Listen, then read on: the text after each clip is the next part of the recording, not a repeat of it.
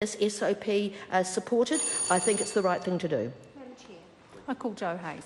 Thank you, Madam Chair. And I too want to add my support for Stuart Smith's SOP number 156. As I've been sitting in the back here listening to the discussion around this SOP, and I hear words like, by adding this SOP into the bill, it will add more complexities to the bill. I don't think it will add many complexities, if any complexities, actually. What the SOP is trying to do, which worked well in Kaikoura, is trying to actually help EQC with the number of insurance claims that they got, as an example, through the Christchurch earthquakes. And so this MOU with the private insurers is a good stance to take. If it worked in Kaikoura, then it should be able to work everywhere else in the country. And at the end of the day, when we in Christchurch have to sit and listen to constituents' complaints around not having their EQC claims settled in a timely manner, whereas their insurance companies could have come in and helped out with that process because of what's happened, I think that this is a very sensible, well thought out SOP to be included in the bill. So when we start to look at EQC, it should not be about EQC being everything to everybody. I think that if we're going to be effective for the people of this country, organisations like EQC should be able to reach out and get as much help as they can, because at the end of the day, when somebody's property is broken, when they are in stress, they need that help immediately. They don't need to sit there and wait for their claim to come forward through EQC. They need to be able to move forward rapidly. And I think that's what happened in Kaikoura, and it would have been great to have happened in the Christchurch earthquakes as well. However, we live and we learn with all the processes that are going on.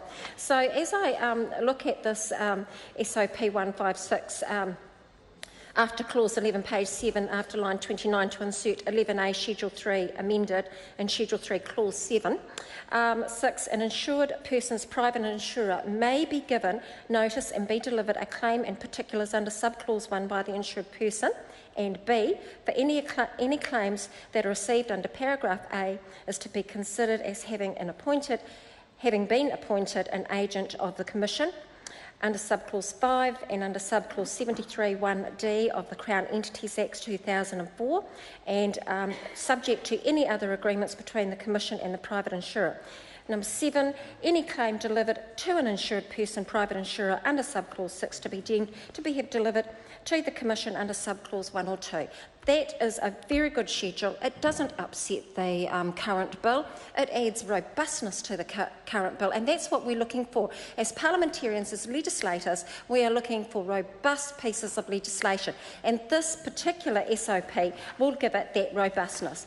I was very interested in hearing what Stuart Smith had to say around a letter that he read out around robustness of audit systems and accountability systems to manage claims at EQC MOE with private insurers. And I agree with him. The reinsurers, they have really good systems, I have a cousin-in-law who used to work for a reinsurer, and he is quite an anal person, actually, being an accountant, but he actually said to me over the Christchurch earthquakes, because he was still working for a reinsurer at the time, and he said so many good things could have happened, however they didn't. So, he is quite happy with, I've shared some of the information with him, and he, even though he lives in Ireland, he said that, it's a good way forward. Clear agreements of quality of service from the private insurer, and they do. We're with FMG, my husband and I. We have a business, and the FMG proposals with us, the insurance, they actually are very responsive. They respond within hours of our claims being received. So I can only see good coming out of this SOP. I would encourage the other side, the government, and support parties to support Stuart's SOP 156. It is actually written, it's not written as a intervention of anything, it's written from experience. Stuart Smith. Thank you, Madam Chair. I'd like to start actually with a comment.